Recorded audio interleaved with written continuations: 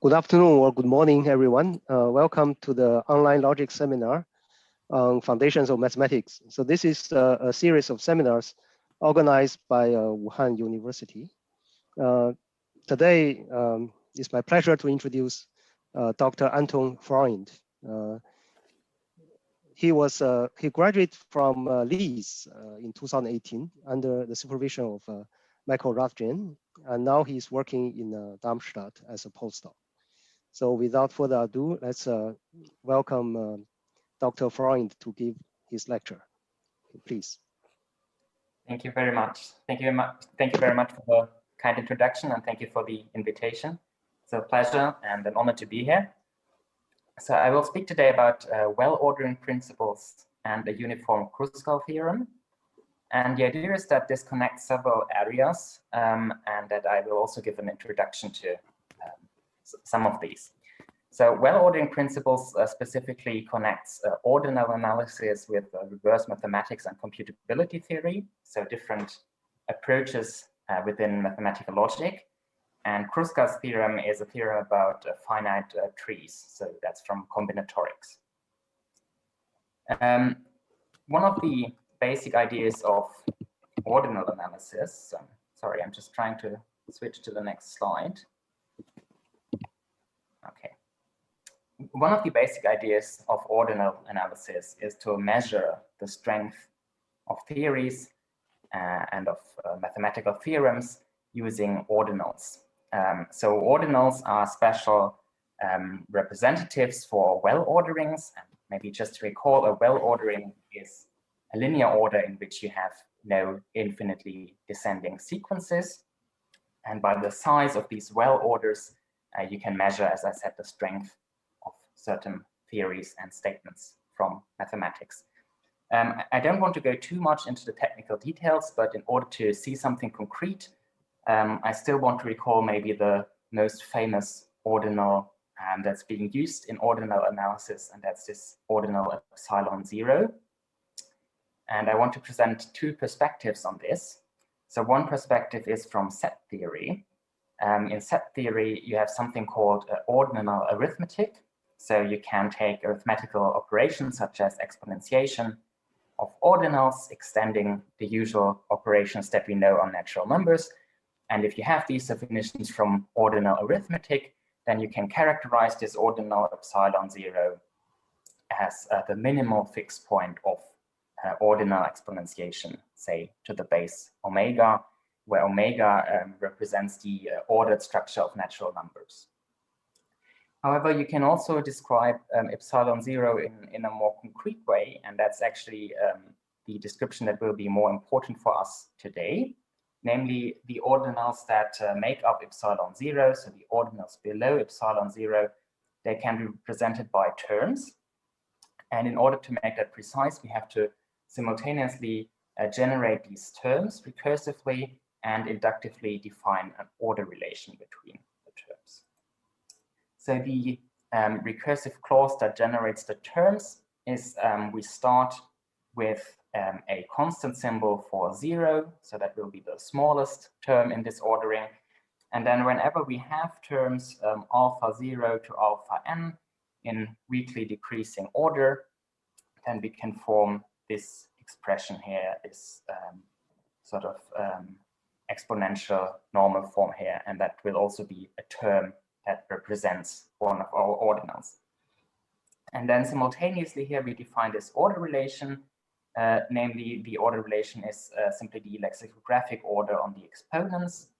And since the exponents are also terms and we need to compare the exponents in order to determine the lexicographic order, this means that we have recursive calls. So this order relation here is defined by induction over the complexity of terms. Once again, if you do come from set theory and if you are comfortable with these operations from ordinal arithmetic, then it makes sense to think of this expression here as something like a Cantor normal form from set theory. But this connection is not actually strictly required for this talk. Maybe it's good to look at an example. So as I said, we have this term 0 here. And then whenever we have a sequence of terms, so in particular a single term, we can form this exponential expression here, omega to the 0. And then we can also form sums of these. So we already have a term omega to the 0 now, so we can take this to the omega again and add some other terms to it. And then, of course, you can introduce abbreviations that correspond to, in a sense, to the usual laws of arithmetic with exponentiation. So, for example, something to the 0, you would write this as 1. And since you have 2 summons 1 here, you can write simply a 2 here.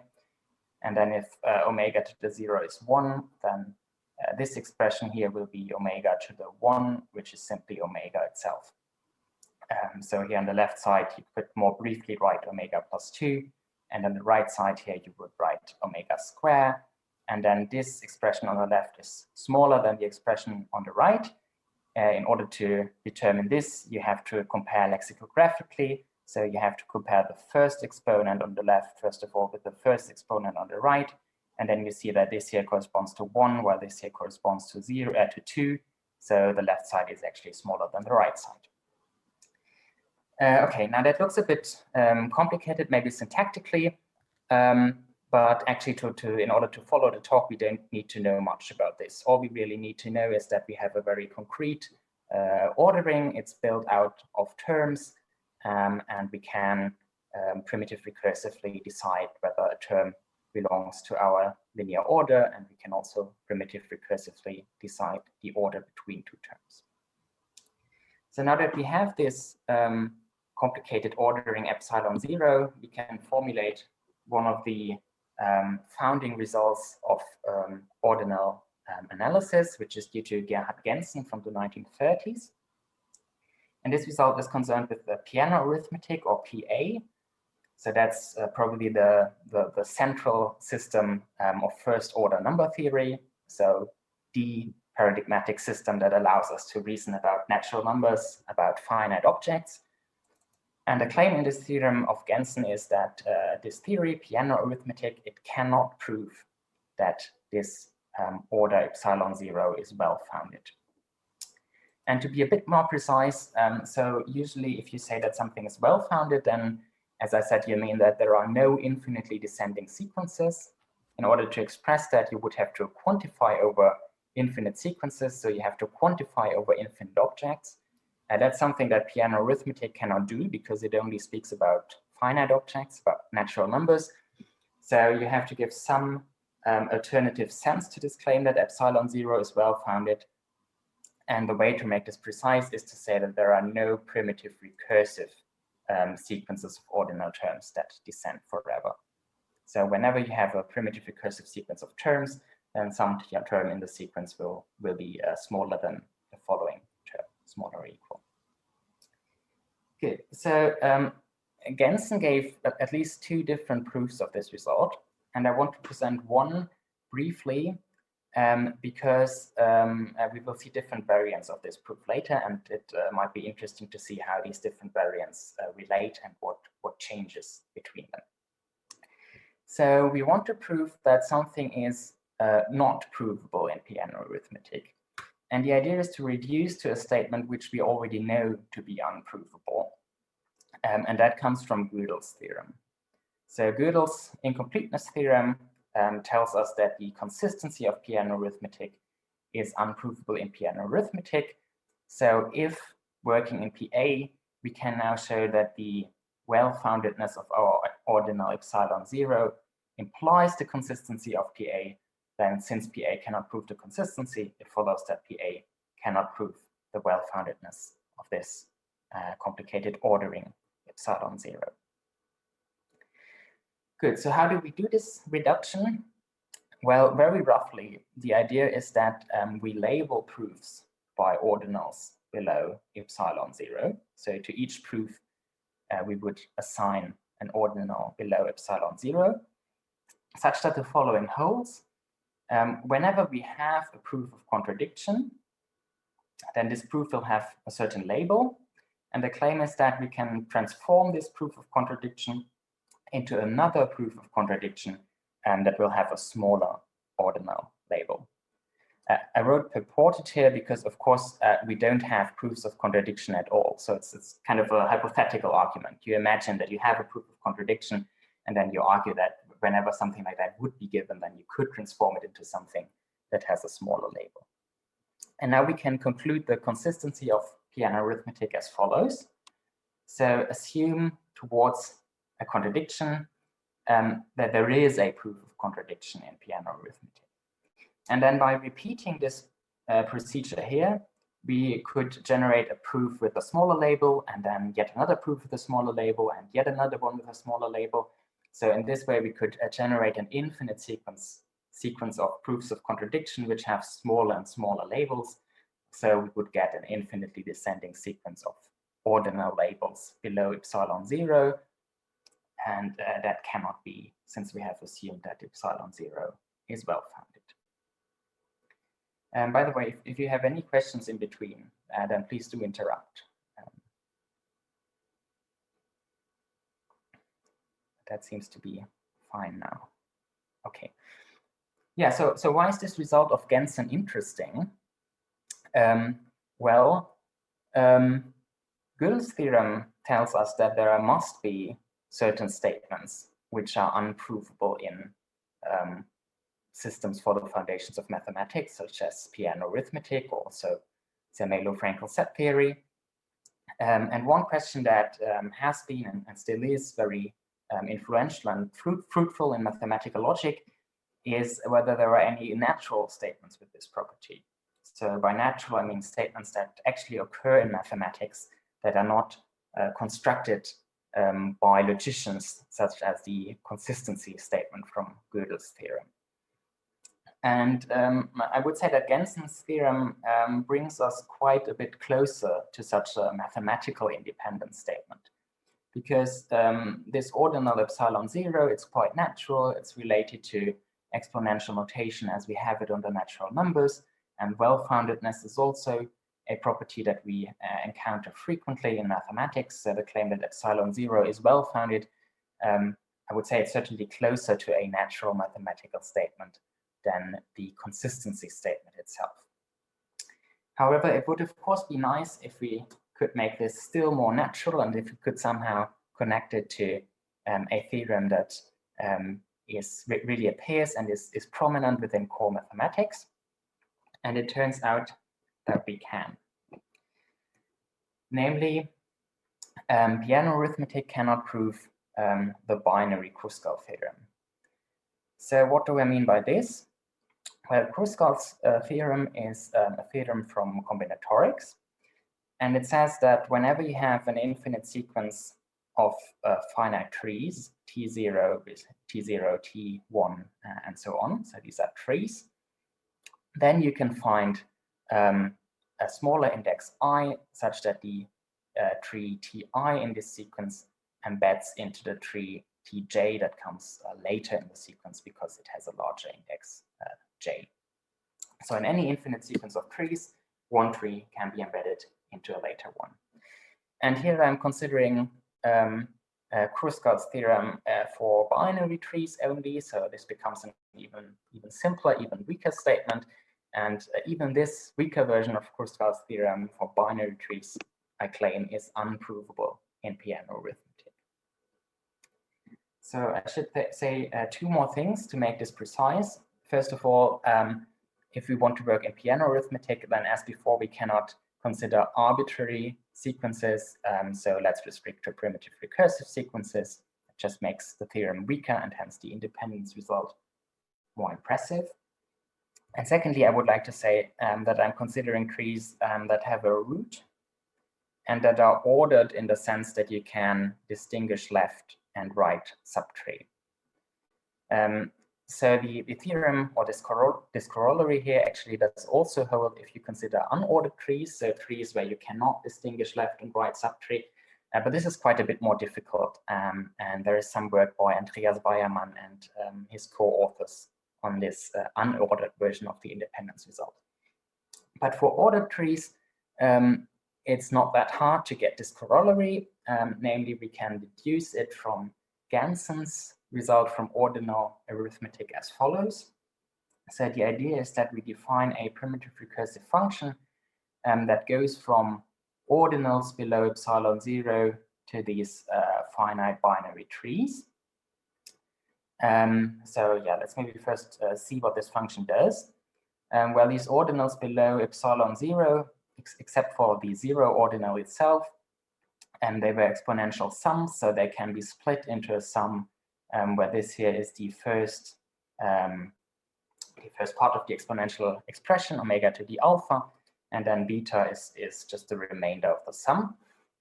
And recursively, you can already assume that that you know what this function that you want to define does on alpha. So it assigns some tree f of alpha to alpha, and you can also assume that you know what it does on beta. So it will assign some tree f of beta to beta, and then to define the value of f on this sum here. So on, let's say, an arbitrary element of f epsilon 0, you simply take these two trees that were previously constructed, you add a new root node, you connect a new root to these two trees, and then this bigger tree here will be the value of f on this new exponential expression, omega to the alpha plus beta. And what you can check quite easily is that this map is order reflecting, in the sense that if the tree f of alpha embeds into the tree f of beta, whatever that means, I didn't give the precise definition. If this tree f of alpha embeds into f of beta, then the ordinal alpha will be bounded by the ordinal beta. And now we already know from Gensen's result that piano arithmetic cannot prove the well-foundedness of epsilon 0. So in order to show this new unprovability result here, it suffices to reduce the well-foundedness of epsilon 0 to this version of Kruskal's tree theorem. And that's done as follows. So consider an infinite sequence of ordinals below epsilon 0, then use this function f here to transform it into an infinite sequence of binary trees. Then by Kruskal's theorem, you will know that some earlier tree embeds into a later tree. But then, since we have just discussed that this map is order reflecting, we will know that the ordinal from which this earlier tree comes is bounded by this later ordinal that corresponds to the later tree. So in our sequence of ordinals, we will have an inequality of this form, and that means precisely that epsilon 0 is well-founded. So maybe to give a bit less technical explanation, the idea is simply that we can look at, so ordinals are represented by terms, and we can look at terms as trees, so in a sense as the construction trees of these terms. And the idea is that the order relation between the ordinals can be related to the embeddability relation between these terms considered as trees. Okay, and so now we have a genuinely mathematical independence result from piano arithmetic. Good. So so far we have been very much in the traditional realm of ordinal analysis, namely in the realm of finite objects, of natural numbers, of first order arithmetic. And I think that this realm is very, very interesting. First of all, for philosophical reasons. So for example, in the context of Hilbert's program, this realm of finite objects of first order arithmetic plays a particularly important role, but also for technical reasons. So here the point is that if you have infinite objects involved, then you have more objects, and so you also have more invariants.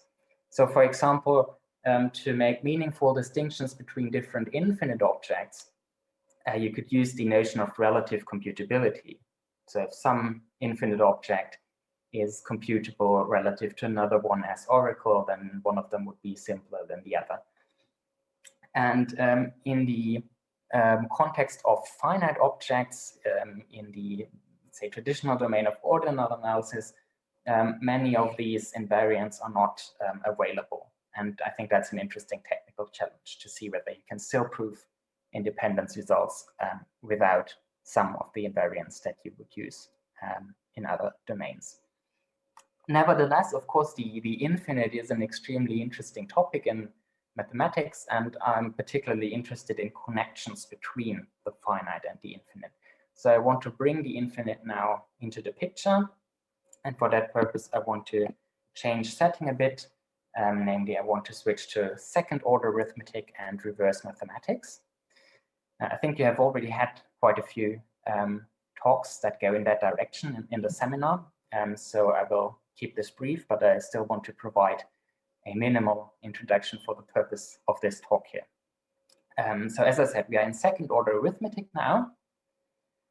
And the point is that in this setting, we can quantify, we can talk about natural numbers that represent finite objects as before, but now we can also quantify over subsets of the natural numbers that represent countable collections of such finite objects. Let me present two of the principles that will be important in the following. So the first one is arithmetical comprehension. And this principle says that whenever you have a formula phi without set quantifiers, so by that I mean it does not quantify over these subsets of n, it can only quantify over finite objects. Such a formula is called arithmetical, and arithmetical comprehension says that for any of these formulas, there is an x such that the set x consists precisely of those n that satisfy phi. So maybe we could add that what this means is that x is the set of n such that phi of n, and arithmetical comprehension says precisely that this set here exists. And then I also want to look at arithmetical recursion, and that's simply the principle that you can iterate this arithmetical comprehension principle along the natural numbers. Namely, it says that you can form sequences of sets indexed by the natural numbers such that the n plus first set in the sequence is defined by some given formula phi relative to the previous set in the sequence. And then if you want to be precise, you can code these infinitely many sets xk into a single one, but that's not really necessary for the present talk. Okay, so arithmetical comprehension, you can form sets of this form for phi that is not too complicated, and arithmetical recursion along n, you can iterate this process along the natural numbers. And I think one particularly intuitive approach to second order arithmetic that will also be important in the following is omega models. So the idea is that in second order arithmetic, you have on the one hand the natural numbers, and on the other hand subsets of the natural numbers. So in a model, you have to decide how to interpret each of these two. And in an omega model, the idea is that you interpret the natural numbers simply as the standard model m. So you don't admit any non-standard numbers. So on the level of finite objects, everything is standard and relatively straightforward. But on the level of the infinite objects, you don't necessarily take the full power set, you don't take all subsets of the natural numbers, but you take some subset of the power set. And this subset of the power set is then what gives your omega model. And intuitively speaking, the idea is that this collection M, the subset of the power set, it tells us which infinite sets we need to make a statement true. So you can, if you have a statement of second order arithmetic, then you can evaluate whether it holds in an omega model. And if it holds, then this omega model M would have all the infinite sets that are necessary to make this statement true. And maybe it's even better to say that it doesn't tell you which infinite sets we need, but it tells us which closure properties of infinite sets we need. And now I want to make an observation that sort of shows a crucial difference between ordinal analysis and reverse mathematics. And this is that the statement that epsilon 0 is well-founded, it holds in all omega models. And that's because it does not assert the existence of any infinite sets. So it says that there is no infinitely descending sequence in epsilon 0. So that's negation and then an existential quantifier, or in other words, it's a universal quantifier. So if there are fewer infinite sets, then this statement becomes easier. It does not assert that there are any infinite sets. And so this well-foundedness statement holds in all omega models. On the other hand, the principle that we saw on the last slide, arithmetical comprehension, it does not hold in all omega models, because you can show that it asserts, for example, that Turing's halting set exists. And so if you build an omega model that consists purely of computable sets, then the halting set will not be present, and then arithmetical comprehension will not hold in that omega model. Okay, and now we can see whether we can somehow bridge this gap.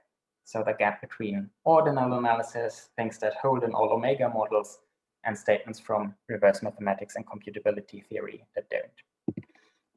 And the idea is that in order to bridge this gap, we now need to consider transformations of orders. So previously we considered single orders, and now we want to consider transformations of orders. So we call that epsilon 0 was the minimal element of this set here, the minimal fixed point of ordinal exponentiation. And now it turns out that this set of fixed point is actually unbounded. So there are arbitrarily large fixed points. In fact, there are closed. It's a closed and unbounded, so a club class of ordinals. And since it's unbounded, there's a strictly enumerating, a strictly increasing enumeration of that set. And this enumeration I want to denote by gamma goes to epsilon gamma. And epsilon 0, the ordinal that we saw before, would be the first element in this enumeration. And now, not unlike what we saw before for epsilon 0, ordinals below an arbitrary fixed point epsilon gamma can be represented by terms as well. And the only change is that we throw in these new terms epsilon beta for beta below gamma. So in order to represent the gamma fixed point epsilon gamma, we throw in all the previous fixed points. And one important thing to note is that, well, as before, these exponents here, they are terms. So there's some recursive construction going on here. But this beta here is not a term. It's an external ordinal below this ordinal gamma that is given. And since these epsilon beta are indexed by external objects, you should view them as constant symbols. So you could also say that this is simply a relativization of the representation system for epsilon naught that we saw before. And now the crucial observation is that now that we consider transformations rather than single orders, we actually do get statements about the existence of infinite sets. Namely, if we look at a statement that this map, gamma goes to epsilon gamma, preserves well-foundedness, in the sense that if gamma is well-founded, then epsilon gamma is also well-founded. And then this does imply the existence of infinite sets. And to see that, we should look at the contrapositive of the statement. Namely, the contrapositive says whenever we have an infinitely descending sequence in epsilon gamma, then there is also an infinitely descending sequence in gamma. So if epsilon gamma is not well-founded, then gamma is not well-founded. And this there is here is this existential claim about infinite sets that's contained in these statements about order transformations. Good, so what does that mean for the previous results from ordinal arithmetic? What becomes of them? Well, there's this theorem here, which was proved by Alberto Marcone and Antonio Montalban, and then by different methods by Bahari Afshari and Michael Rathjen. And this is now a typical result of reverse mathematics. Namely, we work over a weak base theory, and we prove an equivalence between certain statements. And the equivalence now is between this well-ordering principle, so this statement that if gamma is well-founded, then psilon gamma is also well-founded, then this here is what we had before, this principle of arithmetical recursion along the natural numbers. So we can define sequences of sets in a certain way by recursion along the natural numbers. And then these two are also equivalent to a third statement, namely the statement that every subset of the natural numbers is contained in some omega model of recursive comprehension, so of the other principle that we saw before. And maybe about 3, I should make 2 things precise. First of all, we now work in a specific meta theory, so 3 should be formalized in that meta theory, and that means that we should consider countable coded omega models. But I don't want to go into these technical details more. And secondly, as part of 3, I also want to assume that arithmetical comprehension holds. So not only does it hold in omega models, but it also holds sort of in the real world. And yeah, I think that's quite interesting, because now we have a statement that's simply the relativization of this statement from Gensen's result from ordinal analysis. But we also have this statement here, which is very typical of reverse mathematics. And what's also telling is that there are actually 2 very different proofs of this theorem, of this equivalence here, namely the one by Marconi and Montalban uses a computability theory, and the other one by Afshari and Rathjen uses proof theory. So yes, I think it's nice to see that these 2 approaches come together in that result. Okay, now previously, okay, I want to briefly show how this is proved. So it's not hard to see that 2 and 3 are equivalent. So I don't want to say anything about that. And it's also not too hard to show that from 2 or 3 you can derive 1. The crucial direction is to go from 1 to 3. So given this statement about the preservation of well-foundedness, how do you pull a set existence statement out of that? And for that, the idea is to use the notion of omega proof. So an omega proof is a tree. You can also write normal proofs as trees, where you go from axioms to the conclusion that's written at the root of the tree. But in an omega proof, what's special is that if you want to derive a statement of this form here, for all n, for all natural numbers n, phi of n wholes, then you can derive this from infinitely many premises. So if you have derived phi of 0, and you have derived phi of 1, and you have derived phi of n for each n, then you can conclude that this universal statement holds here. So yeah, this is an infinite proof rule now. And of course, you cannot use these infinite proofs in practice because you couldn't write them down, but they're an interesting theoretical tool. Also, don't worry about this gamma. This comes from, so the setting for this whole approach is sequent calculus, and in sequent calculus, you always have these big disjunctions. But the main point is really that from phi of 0 and phi of 1 and so on, we go to this universal statement for all n, phi of n. And now, just as there is a completeness theorem for usual proofs in predicate logic, there's also a completeness theorem for these omega proofs, and that's the Schoenfield completeness theorem. Now, completeness as a special case, and actually the central special case of completeness, you get the statement that if a theory is consistent, then you get a model for this theory. And the Schoenfield completeness theorem allows you to do exactly the same, but for these infinite omega proofs and omega models. Namely, it tells you that if there is no omega proof of a contradiction from, this is arithmetical comprehension, then you get an omega model of arithmetical comprehension. And an omega model of arithmetical comprehension is precisely what we wanted for the theorem on the previous slide. So the only thing that remains to be done now is to exclude that there is an omega proof of contradiction from arithmetical comprehension.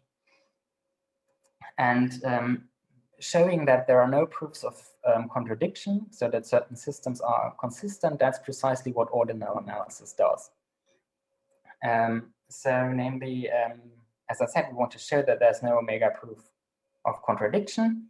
And what we can do is we can simply relativize Genson's ordinal analysis to a given omega proof. So previously, Genson was concerned with finite proofs in piano arithmetic, but if we relativize his arguments, then we can make them to work with an arbitrary infinite omega proof as input. And where Genson previously used his ordinal epsilon 0, we must now, after this relativization, use this transformation gamma goes to epsilon gamma. So yeah, maybe I should say again that it's really not the technical details that I want to explain here. It's simply the general idea that you can take traditional proofs from ordinal analysis and you can relativize them in a certain way, and then from this relativization you get a statement in the context of reverse mathematics. Good. So now, previously, from this result of Genson, we derived a mathematical independence result related to Kruskal's theorem. So now the question is, from this new relativized reverse mathematics result, can we maybe also get a more mathematical version of that is related to Kruskal's theorem? And it turns out that we can. So for this purpose, I want to introduce a new notion, namely the notion of well partial order, abbreviated WPO. So a partial order X is called a well partial order of the following holds. Whenever you have an infinite sequence of elements in your order, then there are indices I smaller than j, such that the earlier element xj of your order is bounded by the larger element, by the later element xj in your sequence. And so Kruskal's theorem, as we saw it before, just says that trees together with the relation of embeddability form a well partial order. And now here the idea is to consider trees with labels. So more specifically, I want to write B of x for the set of binary trees as before. But now at the leaves only, you can have elements of x as labels. And then by this previous theorem, by the relativized ordinal analysis, together with the result of Diana-Schmidt, you get the following corollary. So again, over this weak-based theory of reverse mathematics, the following are equivalent. The first statement is that if x is a well partial order, then the binary trees with leaf labels from x do also form a well partial order. So that sounds a bit complicated. The shorter way to state it is simply to say that Kruskal's theorem holds for binary trees with leaf labels. And this version of Kruskal's theorem with leaf labels is now equivalent to arithmetical recursion along the natural numbers.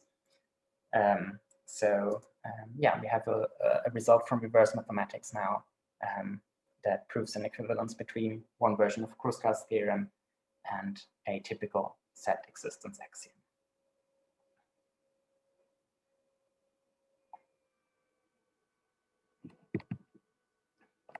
Okay, so now after these kind of specific results, I want to say a bit about the state of the literature and the broader picture. So a statement of this form here, some transformation of an order gamma into another order d of gamma preserves well-foundedness, where typically the transformation d is computable. Such a statement is called a well-ordering principle. And to be precise, you should maybe call it a well-ordering principle of type 1. And the example that we saw before took gamma into epsilon gamma, so into this relativization of Genson's ordinal.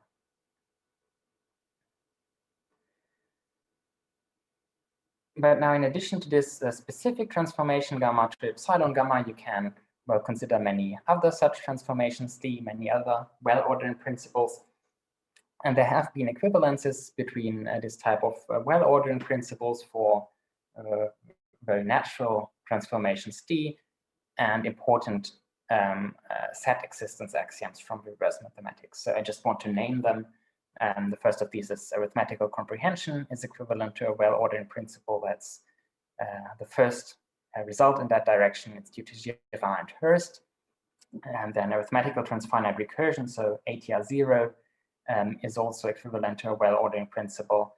And then the existence of omega models of certain set existence principles, such as, for example, bar induction. These statements about the existence of omega models are also equivalent to well-ordered principles. And then you can also find versions of Kruskal's theorem or similar combinatorial statements that are also equivalent to these well-ordered principles. So there are a lot of interesting results here, but there's also a principle limitation. And to discuss this limitation, I want to look at another very important principle from reverse mathematics, namely the principle of pi-1-1 comprehension. So we already saw arithmetical comprehension, and the only difference in pi-1-1 comprehension is that now in the comprehension formula, we can have one quantifier over infinite sets. So one quantifier over subsets of the natural numbers. And then in the rest of this comprehension formula, there should be no further set quantifiers. So let me maybe write this as well as I wrote it before. So what pi-1-1 comprehension says in a bit more intuitive terms is that these sets X, which consist of all n, such that such a universal statement, such a universal statement holds, these exist. So sets with a very complicated definition exist. And now the point that I want to make here is that these well-ordering principles here, so some transformation gamma goes to T of gamma preserves well-foundedness, they are always what one calls a pi-1-2. So this means they are a statement of the following form, and they say for any subset X of the natural numbers, there is a subset Y of the natural numbers such that some property without further set quantifiers holds.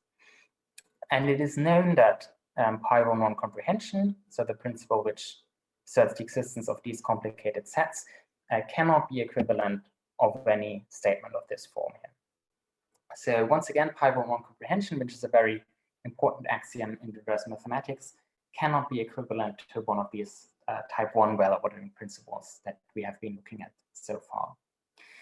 And since I have already mentioned or stressed the words type 1 a few times now, the way out of this limitation is also visible on the horizon, I guess.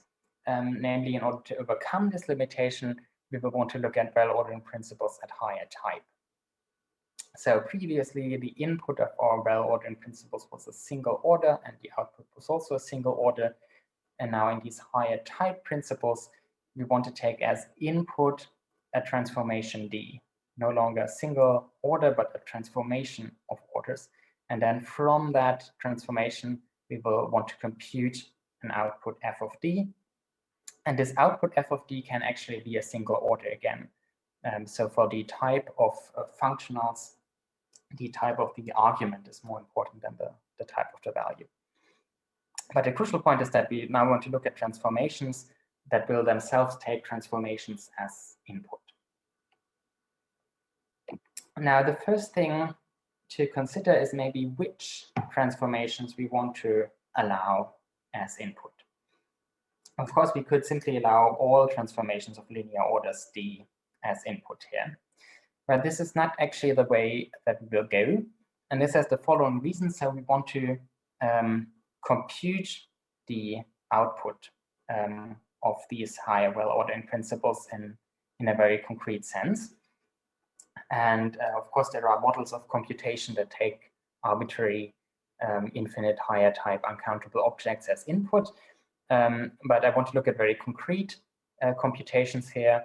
And for these concrete computations, it's usually required that the input can be has finite approximations. And so this this input D here should be determined by certain finite approximations, or in other words, it should be continuous in a suitable sense. And what exactly this means, you can see on this slide here. But that's quite technical, so I don't want to go through all the details. I just want to mention some main points. So one point is that one will now work with certain notions from category theory. So in particular, we will want to consider the ordinals as a category, where we consider ordinals as objects, but then also morphisms between these objects, and these morphisms are the strictly increasing functions between ordinals. And now a notion which is due to Girard. I wrote essentially Girard because I formulated the definition in a rather different way. But a concept that's due to Girard is the concept of delator. And such a delator consists of a functor from ordinals to ordinals and a natural family of functions that compute certain supports. So yeah, as I said, let me just summarize what the main points are. The main points are that this D here is a transformation of ordinals into ordinals as before. So it's one of these well-ordering principles of type 1. And then what do these support functions do? Well, D of beta is one of the values of this transformation here. And to each element of this value D of beta, the support function sub beta should assign a finite support, so it should assign a finite set of ordinals below beta to this element here. I think the best way to think about this is probably that the elements of D of beta are terms, and this support picks out the constant functions that occur in different terms. Okay, but really all we need for the following is that a delator is a special, say particularly uniform transformation of well orders, and each element of a value has something that's called its finite support. And one thing that I just want to mention is that since these delators are continuous in a certain sense, so the continuity property is here, but I don't want to spell it out now. Since these are continuous in a certain sense, they are determined by their restrictions to finite objects, and that makes it possible to represent them in second-order arithmetic. So there's no need at this point to go to higher order arithmetic or set theory. But again, I don't want to spell out the technical details here. Let's maybe look at an example of such a transformation. So here I have a transformation D, which transforms a given order gamma into another order, and namely this output on input gamma is the order 1 plus gamma square, and you can represent that in a rather straightforward way in set theoretic terms. Namely, 1 is the singleton order that contains a single element 0, and then gamma square consists of all pairs of ordinals below gamma. Then, yeah, let's maybe forget about this now. This is because D is supposed to be a functor, so it acts not only on objects, but also on morphisms, and here you have the two clauses for this. But what I do want to point out is these support functions here. So the support of gamma, once again, it should take elements of D gamma as input, and it should give finite subsets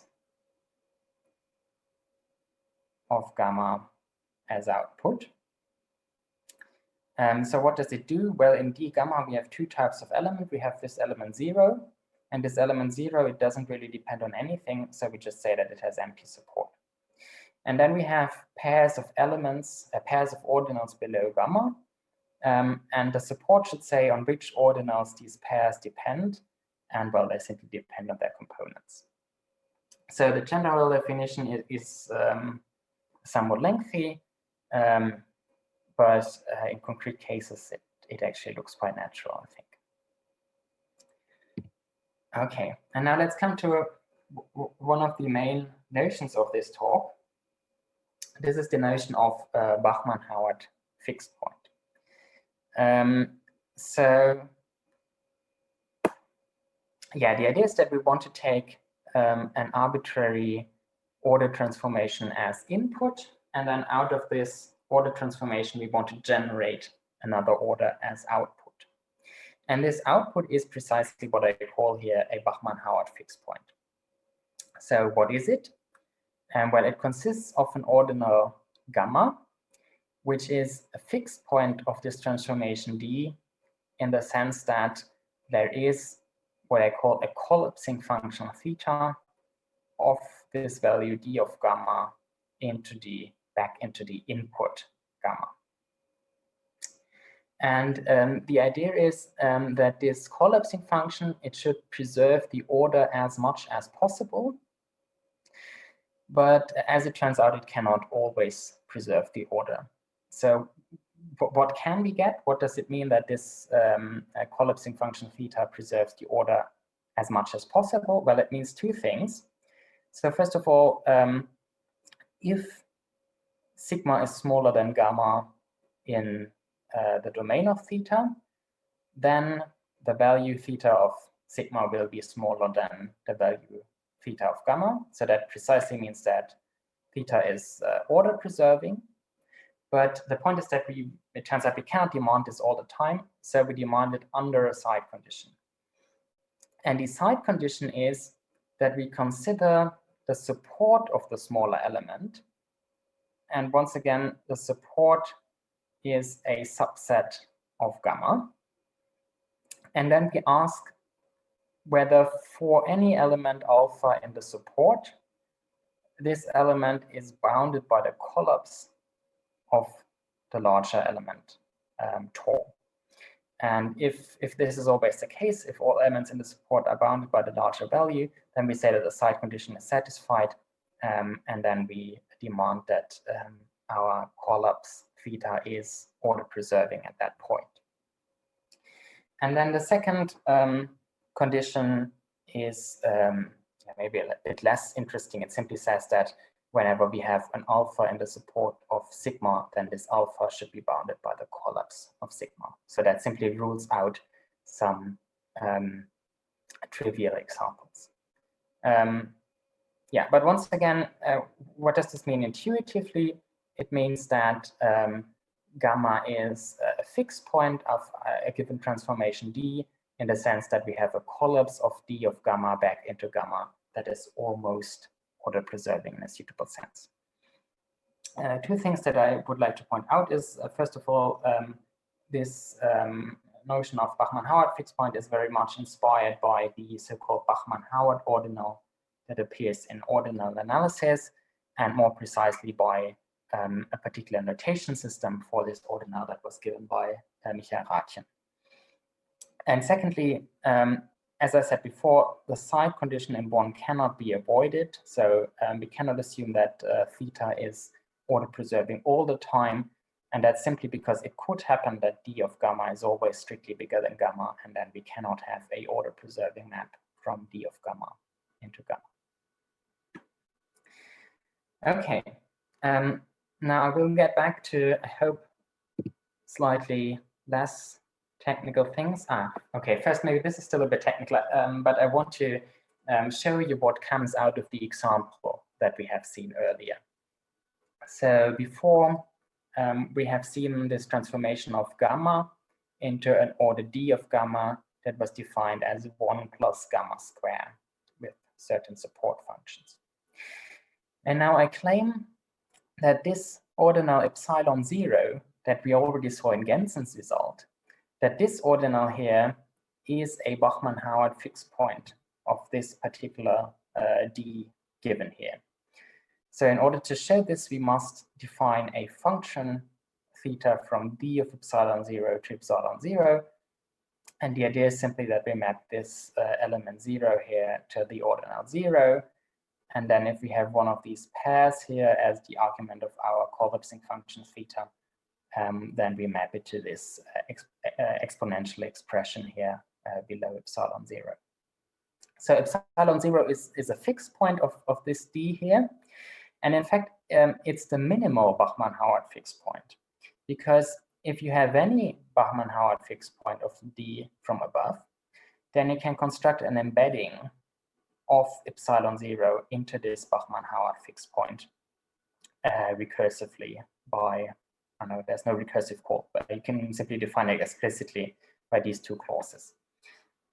So we don't have to look at the details, but what I think is very, very nice about this is that the ordinal epsilon 0 that we already know from Gansen's classical result turns up here again. And that actually, once one has mastered this somewhat abstract setting of delators, things become very simple, because well, epsilon 0 is quite a complicated object. We saw this simultaneous inductive definition of terms and an order on terms and so on. And I think that's quite a bit more complicated than this simple sum here. So 1 plus gamma squared, just a single point, and then pairs below a given object. That's a relatively simple object. And that out of this relatively simple transformation d here, we can sort of pull out this complicated ordinal epsilon 0 as fixed point. I think that's quite nice. Okay, so now I hope that it will get a bit less technical. Namely, I want to state the result that comes out from all this. So as I said before, Pi-1 comprehension is a very important principle from reverse mathematics. And it was sort of beyond the reach of this type of well-ordering principle that we saw before.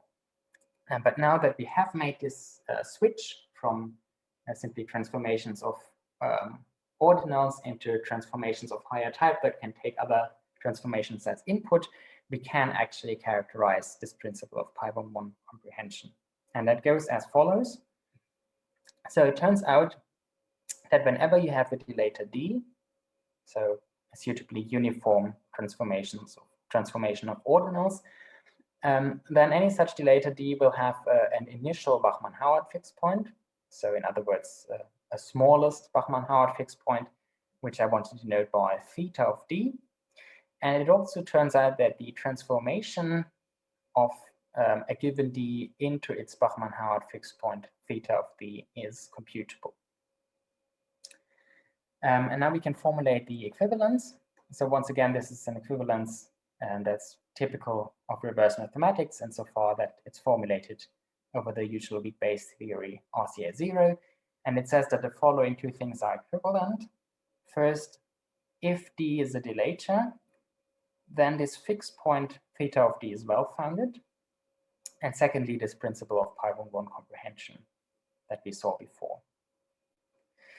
And once again about 1, so the transformation of d into theta d is computable. So just to have this transformation, we don't need any strong principles such as Pi-1 comprehension at all. The entire strength in 1 really lies in the claim that this computable order here is well-founded. Okay, now I want to give you a glimpse of the proof. And the proof relies on a previous result by Gerhard Jäger, which shows that this principle 2 here, Pi-1 comprehension, is equivalent to a certain statement from set theory. And this statement says every set lies in a transitive model of Kripke-Platek set theory. Now, I believe that there has been an introduction to Kripke-Platek set theory in the talk by Fedor Pakhomov sometime in autumn in this seminar. But anyway, it's not important what precisely this theory is. The thing that I want to point out is that, well, originally in Gansen's result, we were talking about consistency, and consistency is, because of the completeness theorem, equivalent to the existence of some arbitrary models. Then a bit later, we have been talking about the existence of omega models. So a somewhat stronger notion in arbitrary models. And here we talk about transitive models of set theory which are still, so transitive models here, still a stronger notion than omega models.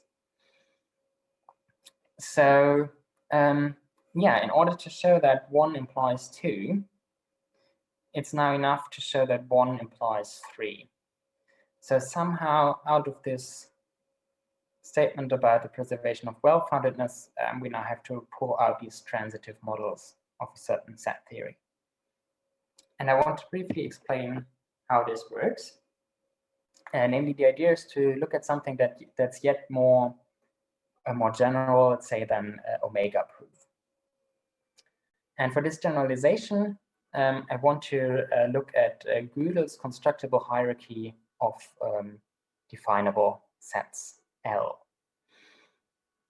And based on this constructible hierarchy of sets due to Gödel, you can introduce the notion of L alpha proof for an ordinal alpha.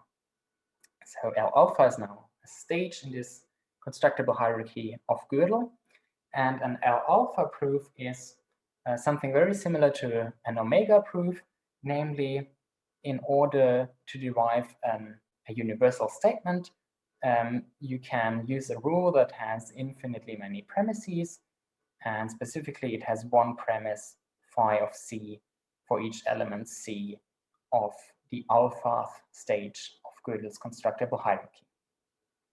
So the only thing that we have done in comparison to the omega rule is we have replaced a set of natural numbers by these stages of Gödel's constructible hierarchy. And now in the case of omega proofs, we had a completeness result that was proved by Schoenfield. And here we also have a completeness result that goes back to work of Girard, but I think that in this specific form for the constructible hierarchy, it hasn't been formulated before the paper that I wrote. And what the completeness result tells you now is that if there is no L alpha proof of contradiction in Kripke-Platek set theory, then if there's no proof of contradiction, you get a model. And in this particular case, this is a model of Kripke-Platek set theory, and it has the form L beta for some beta below alpha. So it's also a stage in Gödel's constructible hierarchy. And now for the proof that, for the theorem that we want to prove on the previous slide, we want to get transitive models of Kripke-Platek set theory. And we can get this by our completeness result if we can show that indeed there are no such proofs of contradiction. More specifically, what we need to show is that there cannot be proofs of contradiction for all ordinals alpha. So let's do that now, and let's see how the ordinal analysis and our notion of Bachmann-Howard fixed point comes in. So aiming at a contradiction, assume that we have an alpha proof of contradiction for every ordinal alpha, and I want to call these proofs of contradiction P alpha. And now, since we work with relators, and these are objects come somehow from category theory, we have to make our constructions functorial, but that can be done. So the construction of Gödel's constructible hierarchy can in a certain sense be turned into a functor, and then our family of proofs P alpha can also be turned into a functor. And once we have done that, we see that the ranks of these proofs here will be bounded by the values of a delator D. And now, by the direction of the theorem that we want to prove, we know that this delator D here will have a Bachmann-Howard fixed point theta of B that is well-founded, or in other words, an ordinal number. And the idea is now simply that we can use this ordinal number and known techniques from ordinal analysis in order to produce a contradiction and conclude the proof. A bit more specifically, we know that this ordinal number, this Bachmann-Howard fixed point, comes with such a collapsing function here. And this type of collapsing functions is precisely what you need in the ordinal analysis of Kripke-Platek set theory, which is due to Gerhard Jäger. So using this collapse here, you can emulate this traditional ordinal analysis in our somewhat more abstract setting. And the conclusion of the ordinal analysis is that there's no proof of contradiction. In our specific case, that P, so the proof from our family of L alpha proofs at this Bachmann-Howard fixed point cannot be a proof of contradiction after all. And then that's a contradiction to the assumption that all these proofs are proofs of contradiction. And so it concludes our proof. So yeah, let me give another summary. It does not involve these technical details. So yeah, once again, the idea is to relativize traditional techniques from ordinal analysis. Traditionally, they were used for single finite proofs, for single ordinal numbers represented by term systems. And now we relativize them to transformations of higher type, to transformations of other transformations. And we look at these functorial families of proofs somewhere in a set theoretic hierarchy. And by relativizing the traditional methods of ordinal analysis to these, we can ensure the existence of transitive models of set theory and hence of very complicated infinite sets. Now, in the final part of my talk, I want to give an application of this. And this is once again parallel to the applications that we had before. So from ordinal analysis, you get independence results or equivalences that involve well-ordered ordinal numbers transformations of these. But then it's nice to see whether you can turn these into more combinatorial, more mathematical independence results and equivalences. And in particular, one very promising route in that direction is always provided by this Kruskal theorem about finite trees. And it turns out that also for this extended abstract equivalence with power 1-1 comprehension, you can also find a very nice formulation of Kruskal's tree theorem that is equivalent to that. And this last part of the talk, I also want to point out, is based on a joint paper with Michael Rathjen and Andreas Weiermann. Okay, so let's look at finite trees once again, and now it's finally getting a bit more concrete again. And here the observation that I want to start with is that the finite trees arise as a minimal fixed point, namely as a fixed point of the transformation that takes a set or order X as input and gives the collection of finite sequences with entries in that set as output. And to see that the finite trees are a fixed point of that operation, it's basically enough to look at this picture here, because what you can see here is that in the upper half, you have a finite sequence of trees, T1, T2, and so on to Tn. So you have, in a sense, an element of the right side here, a finite sequence of objects. And to get an element of the left side, so to show that we have a fixed point, it suffices to combine this finite list of trees into a new tree. And you can do that simply by adding a new root node and connecting this root to the finite list of given trees. And similarly, you can construct other objects.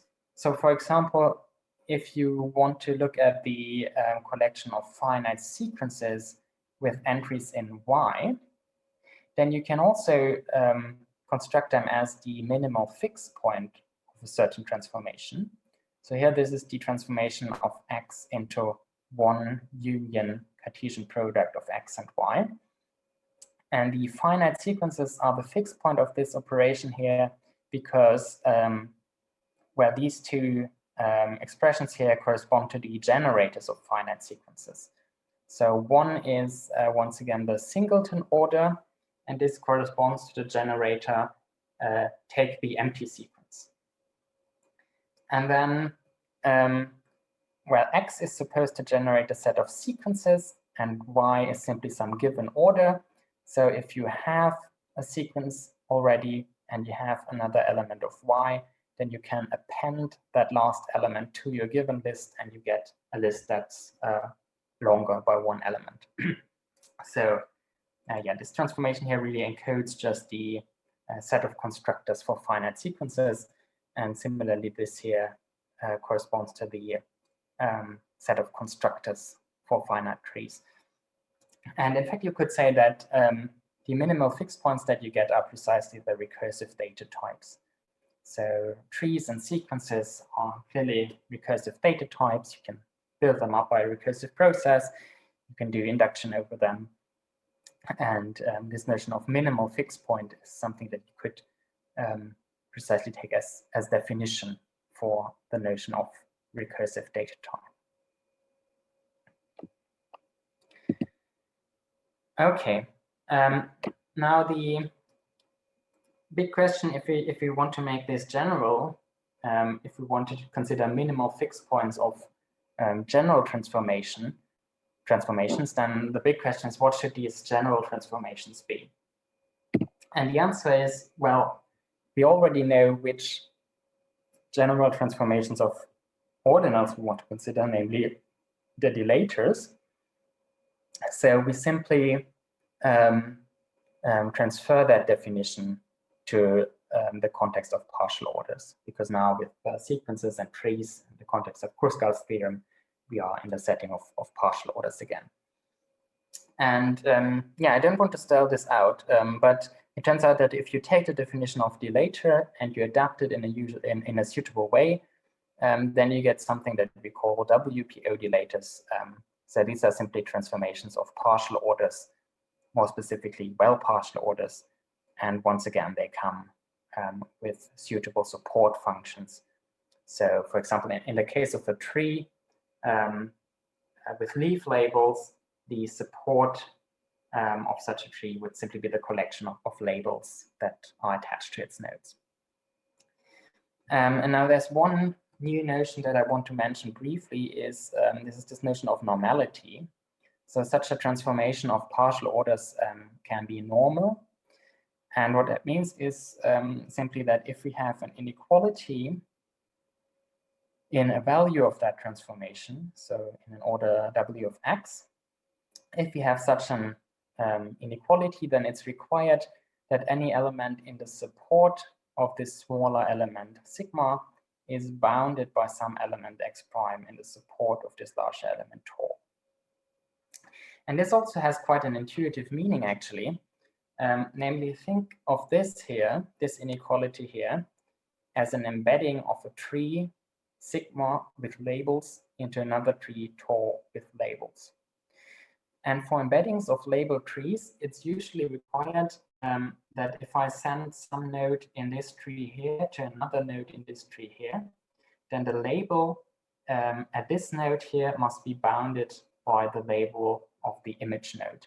And that's precisely what this here says. It says that the labels in the smaller tree are bounded by the labels in the larger tree.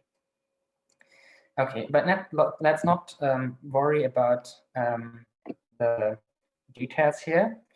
Rather, I now want to look at these fixed points of these transformations of partial orders. And as I said before, on an intuitive level, we can simply think of these fixed points as recursive data types. The general notion I want to call a Kruskal fixed point.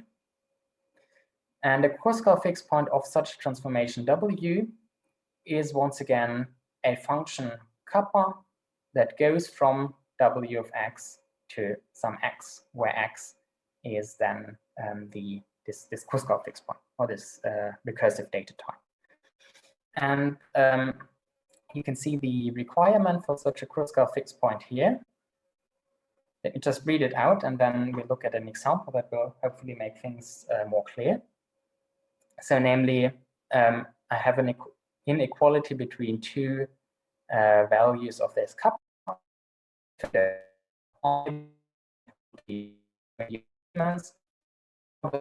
element of the big argument smaller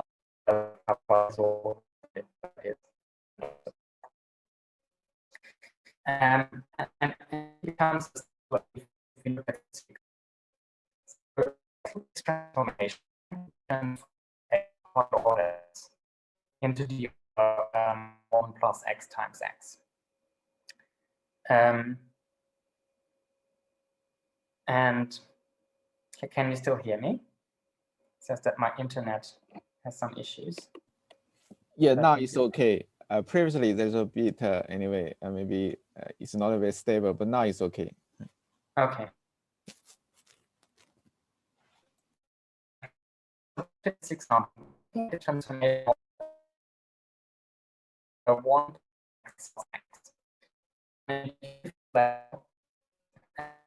see that this transformation here is minus namely tree as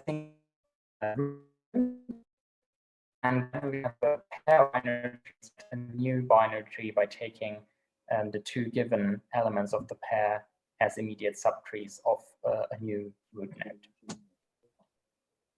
And as that already suggests, a Kruskal fixed point of this transformation is precisely the set of binary trees.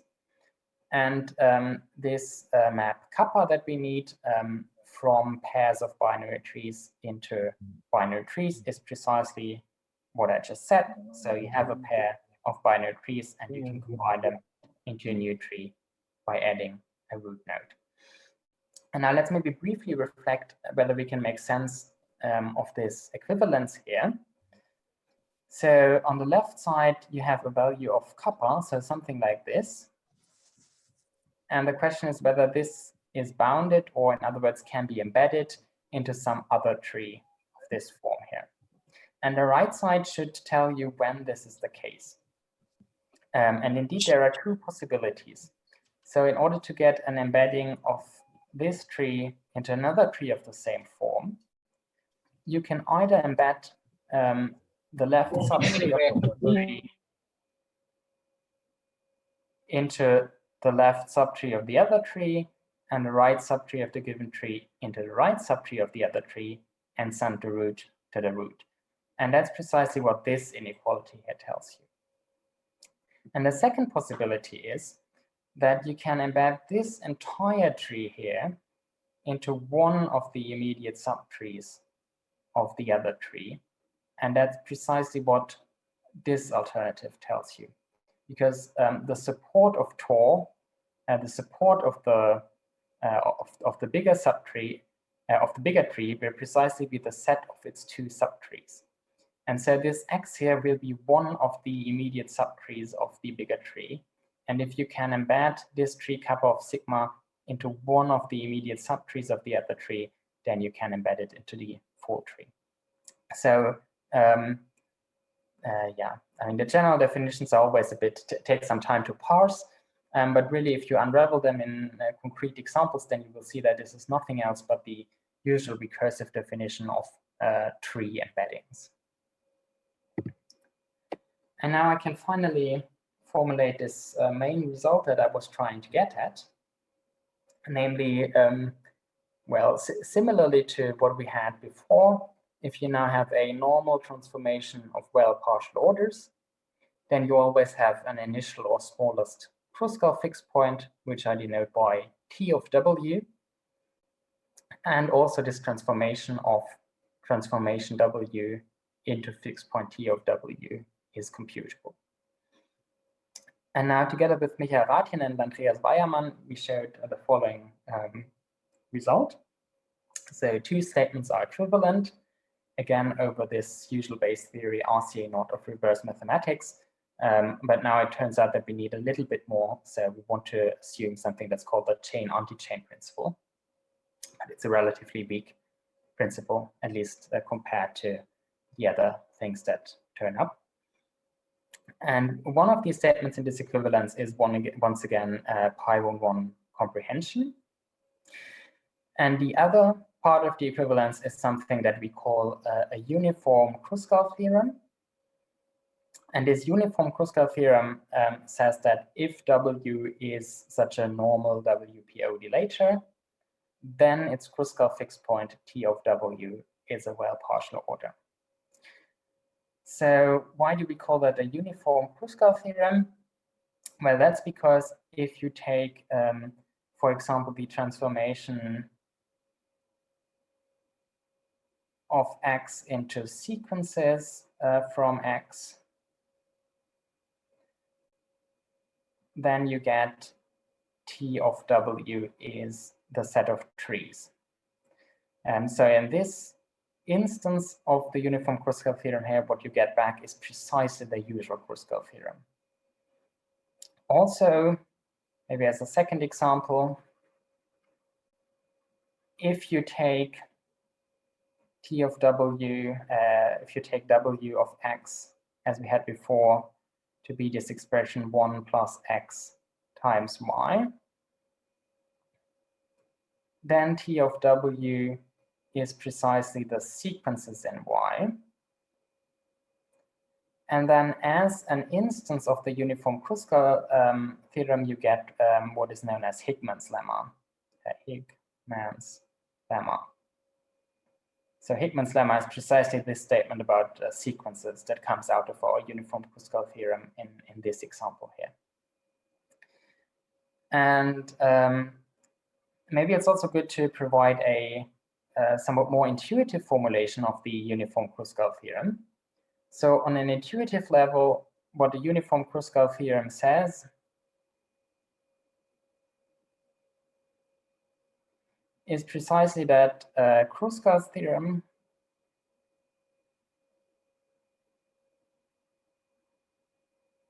holds not only for trees, so the original theorem was for trees, but for all recursive data types.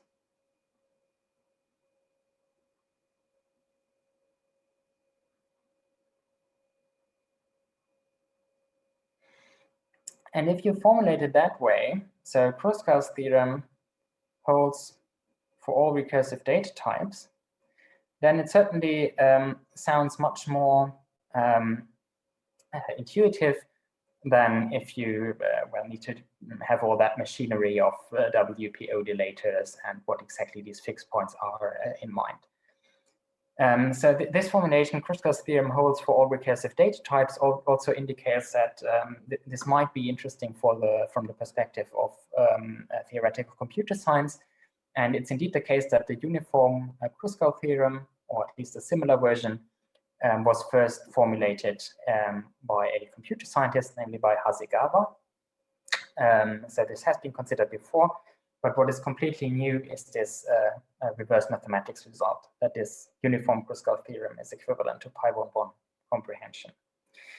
And another reason why I think that this is interesting is that Alberto Marcone has shown that statement 1, so pi1 comprehension, is equivalent to a result that's known as the minimal bad sequence lemma due to Nash-Williams. And this minimal bad sequence lemma, it provides, I would say, the most elegant proof of Kruskal's theorem.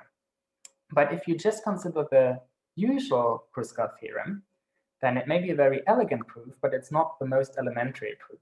So the minimal bad sequence lemma by this result of Marcone is too strong, in a sense, for the usual Kruskal theorem. But our result shows that this too strong is only due to the lack of uniformity. So once you add uniformity, you formulate this uniform Kruskal theorem, then the uniform version of the theorem will actually be equivalent to the minimal bad sequence lemma. And I think that's very interesting because it shows that an interesting generalization of result from combinatorics really uses the full strength of this famous method that's being used in combinatorics. Okay, so now if I have maybe 3 or 4 more minutes, then I would very briefly explain the main idea of the proof and then give a conclusion. So once again, the crucial direction is from the uniform Kruskal theorem to pi1 comprehension. And by the previous result, we know that we can obtain pi1 comprehension if we can show that for an arbitrary delator d, this Bachmann-Howard fixed point theta of d is well-founded.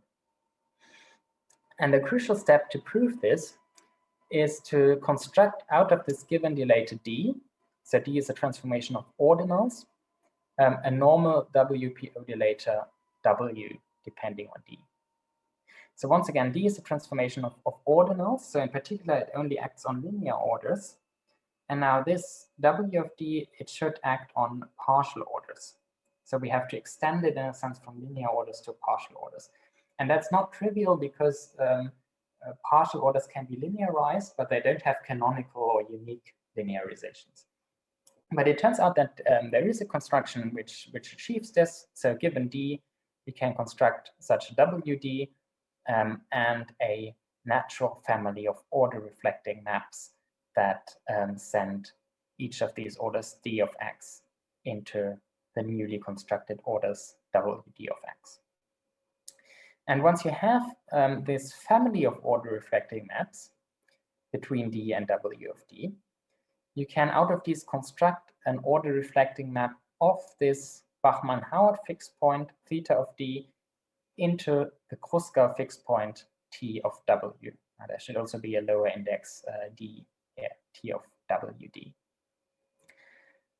I think this construction is interesting in its own right because it shows that the notion of Bachmann-Howard ordinal from ordinal analysis and these orders that appear in Kruskal's theorem, and they are very intimately connected. That's something that was in principle known before, but it's another nice manifestation of this fact here. In any case, now that we have this order reflection here, we can apply the uniform Kruskal theorem. So the uniform Kruskal theorem tells us that this order, this Kruskal fixed point t of wd is a well-partial order. And if you have an order reflecting map of a linear order into a well-partial order, then you can conclude that your linear order is also well-founded. So we can now conclude that the Bachmann-Howard fixed point is well-founded, and that will then give us pi1 comprehension as we wanted to have it. Okay, so let me come to my last slide. So the main point, besides and above all the technical details that I wanted to make, is that it's very fruitful to consider transformations of orders rather than single orders. Namely, by considering these transformations, we can connect several areas of logic and mathematics. In this case here, proof theory, reverse mathematics, and combinatorics. And what's also very nice about this, I think, is that we can complement traditional ordinal analysis by more abstract and very elegant results. So here the point that I want to make is that ordinal analysis is concerned with very concrete structures that can be very complex on a combinatorial syntactical level. And that's one of the great strengths of ordinal analysis. I mean, if you can give a very detailed analysis of concrete combinatorial structures, that's wonderful. But I think it's worth to complement this by a more abstract view. And if you go into the more abstract, then you will certainly lose concrete combinatorial information, but you will also gain, I think, a certain maybe more general, more abstract, insightful results. And just to mention one specific example, so we have seen the definition of Bachmann-Howard fixed point in this talk. And if you recall, then the definition had two crucial clauses. On the other hand, if you look at the traditional notation system for the Bachmann-Howard system in ordinal analysis, then depending on the precise presentation, this definition will have about 10 recursive clauses. So it's 10 clauses against 2 clauses. And this tells you that, well, on the one hand, as I said, you lose concrete combinatorial information that's treasured in traditional ordinal analysis, but on the other hand, you also gain a certain simplicity and elegance that I find very nice. And finally, let me say that if you would like to see a bit more, then I would probably recommend to look at these two papers. They both have an introduction that's intended for a general logical audience. So yeah, if you're interested in this, then I think it's worth looking at these two papers, the first by myself and the second one together with Michael Rathjen and Andreas Weiermann. And then, yeah, it just remains to thank you very much for listening and for inviting me, and I'm looking forward to the discussion. Thank you. Okay, thank you very much. Excellent talk. So any questions from the audience?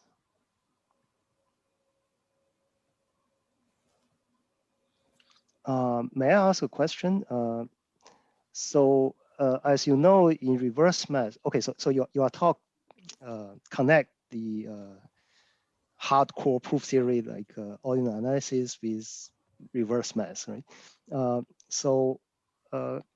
In reverse math, okay, in the past, people are interested in big five, but somehow we have now the picture is not so clear because there are lots of combinatorial principles which doesn't fit.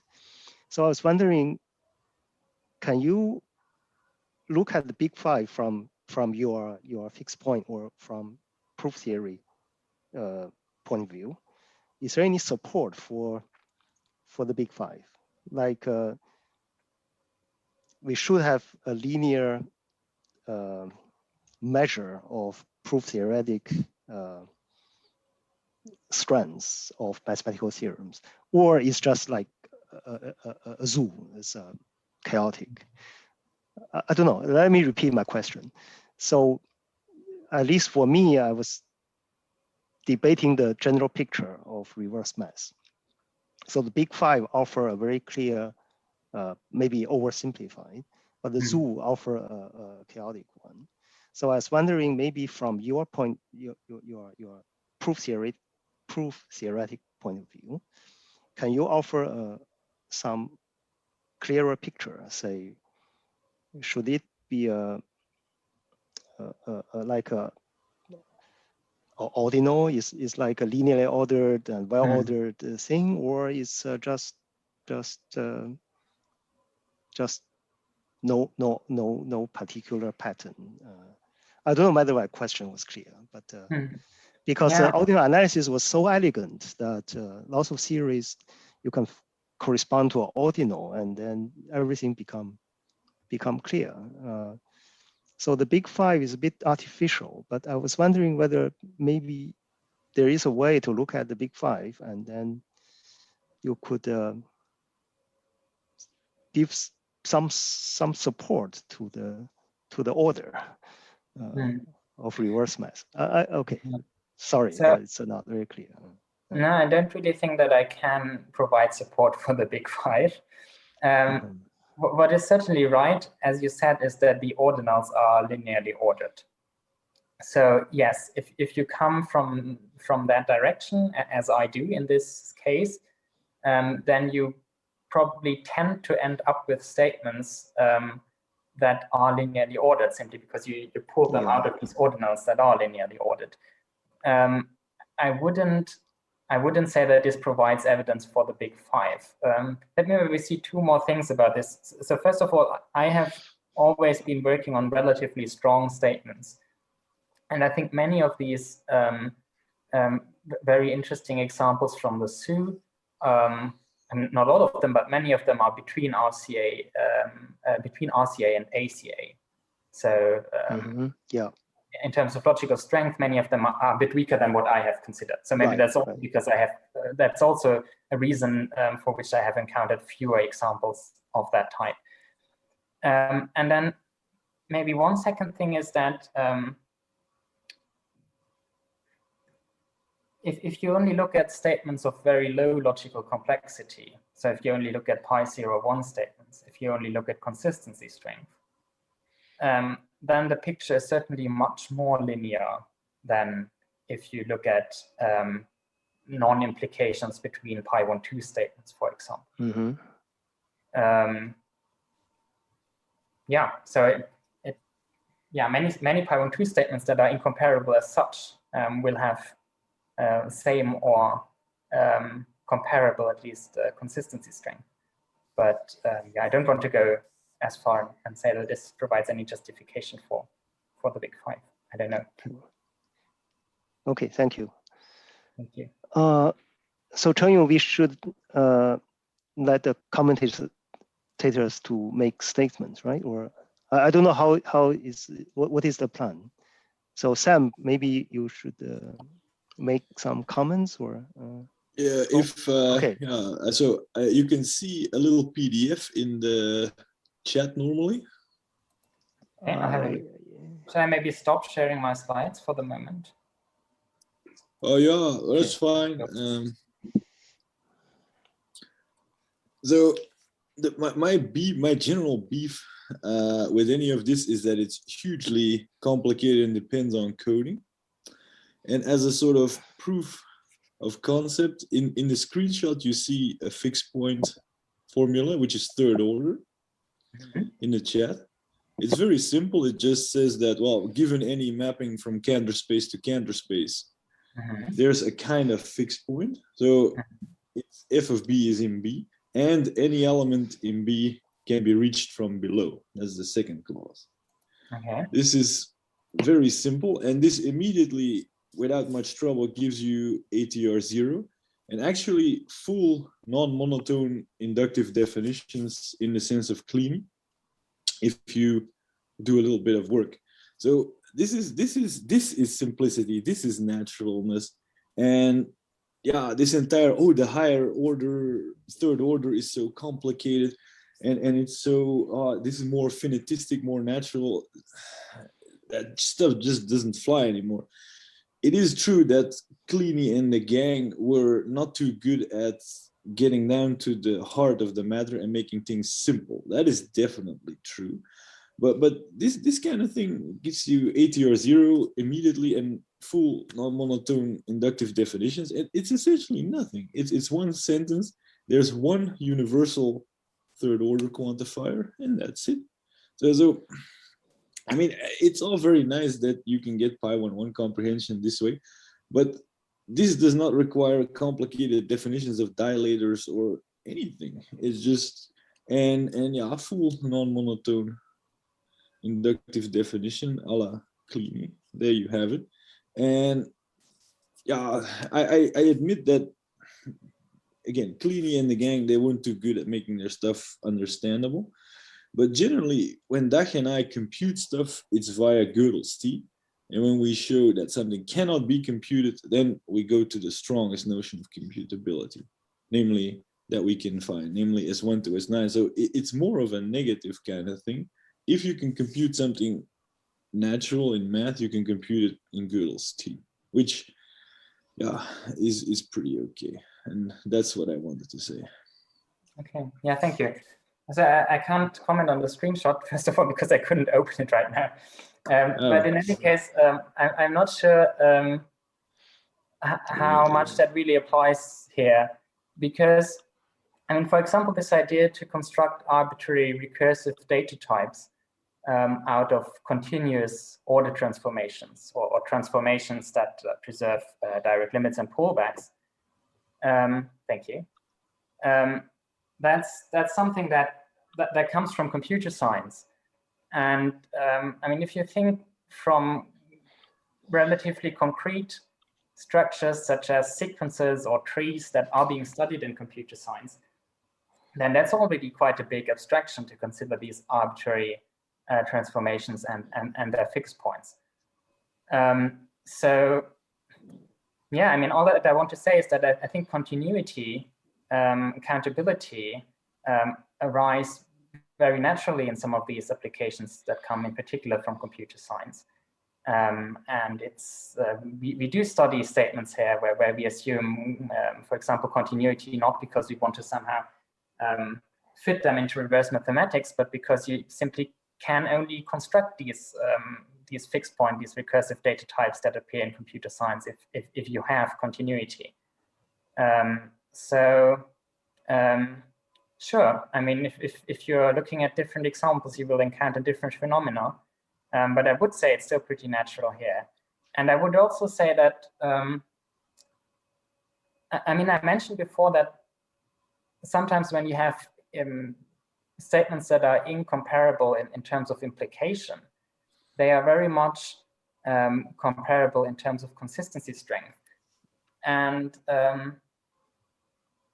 I have the impression that this is still an interesting point. So sometimes when you get things that appear extremely strong in the sense that you cannot compute or you cannot prove them in a certain setting, then I would say sometimes this strength can be explained in a relatively simple way by saying, well, it's not due to logical strength. It's simply due to quantifier complexity.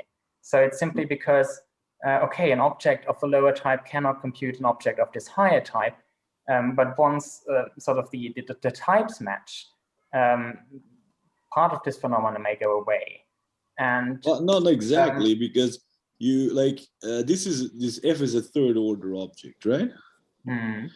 And even if you would say, well, this f is somehow computable in some comprehension functional, you couldn't compute this b in any sort of third order comprehension functional. You would need to go fourth order.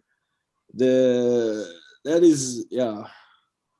Yeah, but whether that shows that the statement is super strong, or whether it just shows that somehow the setting is not the right one because it makes the statement super strong that shouldn't be, I think that's always up to debate. Yeah, there I must agree. There you're right. But yeah, my point was more about simplicity. Look, this is about as simple as it gets, you know, qua fixed points, no dilators necessary, and yeah, it goes rather high up. Okay. And just because you allow, yeah, I mean, it's not even, you don't even have to say that third order things exist, you know, you just universally quantify over them. All right. And I do apologize for my predecessors that, yeah, they weren't very good at making things understandable. But now we do have it. Okay, so we have another commentator, Juan. Please. Yeah. So.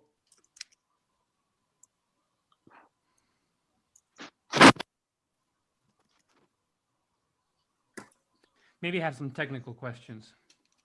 Please. But I'm trying to determine whether I have something to say about the previous discussion.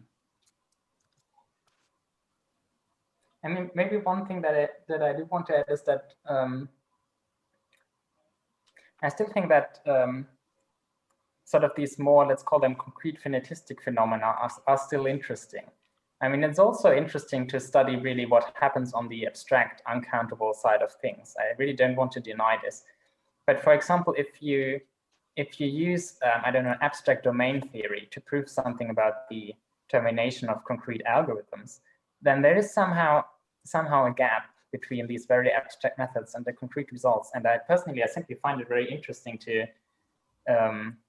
to see how this gap is being bridged and what exactly it is that remains and that is being used from the strength of the abstract principles and this type of concrete applications.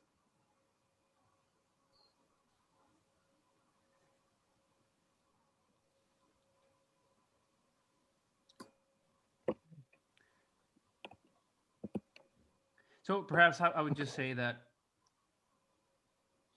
the word complexity and the word simplicity could mean different things.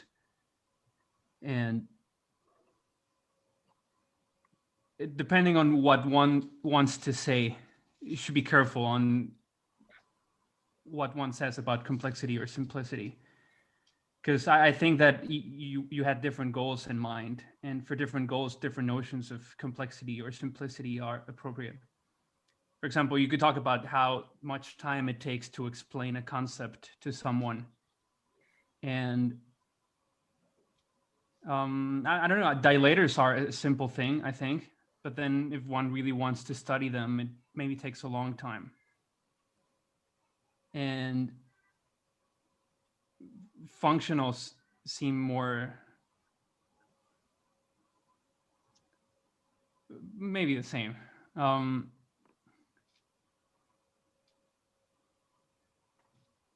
I don't know. I think that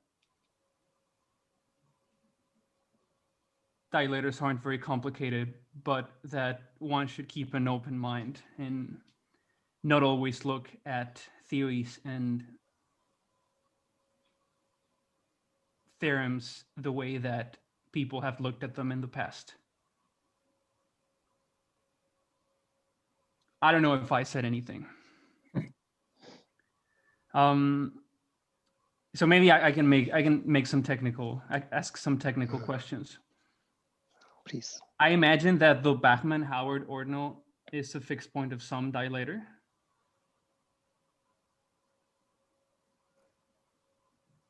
Uh-huh.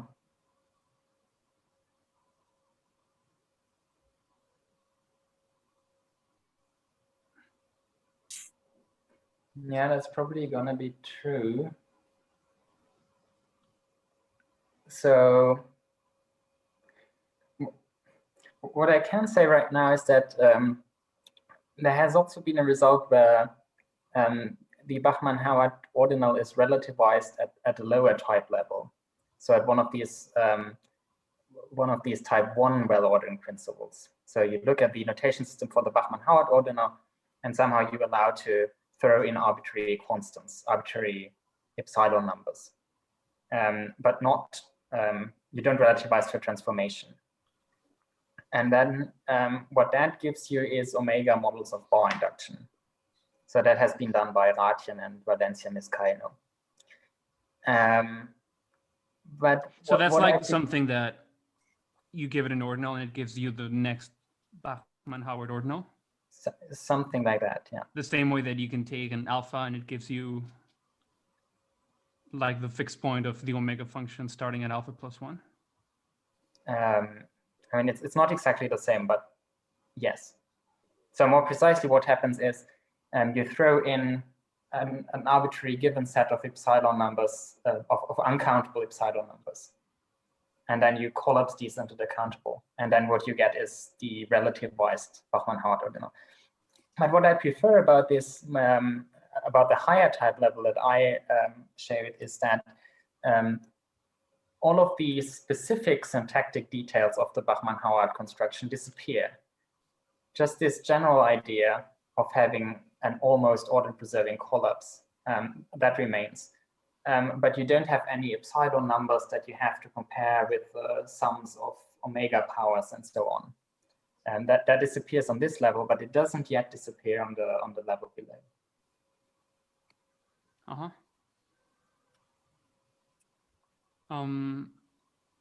So in general, if you have a dilator, and let's say it's alpha recursive, let's say it's an L alpha for some alpha. Yeah. Do you know how large the least fixed point for that dilator is?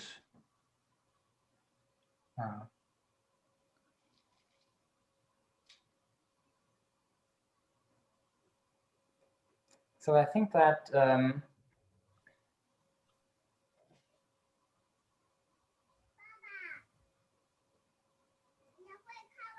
if you are in alpha for admissible alpha, then alpha will be a Bachmann-Howard fixed point. But there are also smaller ones. And I don't know how small the smallest is. Right. But the traditional picture is that when you construct the Bachmann-Howard ordinal, just the usual Bachmann-Howard ordinal, then usually as first approximation, you would show that the first uncountable ordinal gives you a fixed point. And then you will realize that actually I can do better, and actually already the Church-Kleene ordinal gives a fixed point. But then you realize that there must also be recursive fixed points below it. And I would say that something very similar happens in the relativization. Mm-hmm. Like maybe if you have an admissible alpha, and then there's a dilator around there, like a bit above alpha, then you get a fixed point before you get to the next admissible. I think so.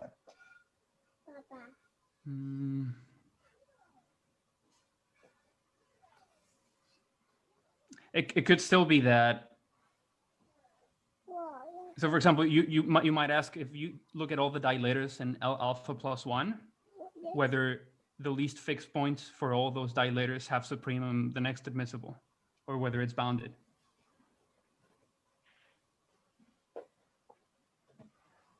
Yeah. It's a good question. I don't know, but maybe one thing that I can say is that I think it's also very important to look at the contrapositives of these well-ordering principles, and they are sometimes more important than the actual statement. So maybe maybe to answer this, it's better to look not at the size of the Bachmann-Howard fixed point, but maybe to consider examples where the Bachmann-Howard fixed point is ill-founded, and then look at the first ordinal where you were given dilator fails to be a dilator. So the first ordinal where it doesn't preserve well-foundedness. Yeah, but I can't say anything more precise about that right now, I'm afraid. So something I noticed about the proof is that it has a kind of a local flavor. So you go looking at the next admissible one by one. And this made me wonder, do you think that there's a similar principle for something like KPI? I am pretty sure that there is, but it hasn't been worked out yet. So yeah, I think you can construct transitive models of any theory that you have an ordinal analysis for. Yeah, it's nice. Okay, any more comments or response? Yeah, thanks for the very nice presentation. Yeah, I just have two questions. One is about the last theorem. The previous equivalence is work on the RCA0, and the last one is RCA0 plus the chain and anti-chain principle. So my concern is that, definitely this new principle is necessary. And what is the strength of this chain anti-chain principle? You showed the one direction of the proof to show that the uniform Kruskal theorem implies part one comprehension. Is that another direction use the chain and anti-chain principle? Right? Yeah, so it's the direction from the uniform Kruskal theorem to pi 1 comprehension, where we use the chain anti-chain principle. And so the chain anti-chain principle is relatively weak. It follows from Ramsey's theorem for pairs. So it's way below arithmetical comprehension. So it's certainly weak enough to make the equivalence still interesting. And we need something that's actually a bit weaker than the chain anti-chain principle. Namely, what we need is that if you take the product of a well order and a well partial order, then the result will still be a well partial order. And it depends a bit on the definition of well partial order that you choose. So if you take the definition that I would say is most standard, then this cannot be proved in RCA not alone. But you can take other definitions. So for example, you can simply define a well partial order by saying that in an arbitrary sequence, you will have a increasing subsequence. And if you take that other definition, then RCA0 without the chain anti-chain principle will do. So it's simply that in the proof of this direction, we boot up in several steps. So the first step is we use this fact over. So in the talk, I said that Hickman's lemma is also an instance of our uniform Kruskal theorem. And Hickman's lemma is known to be equivalent to arithmetical comprehension, which is already stronger than the chain anti-chain principle. But in order to see that Hickman's lemma really is an instance of our uniform Kruskal theorem, we need to know this fact about products. And for this, we use the chain-anti-chain principle.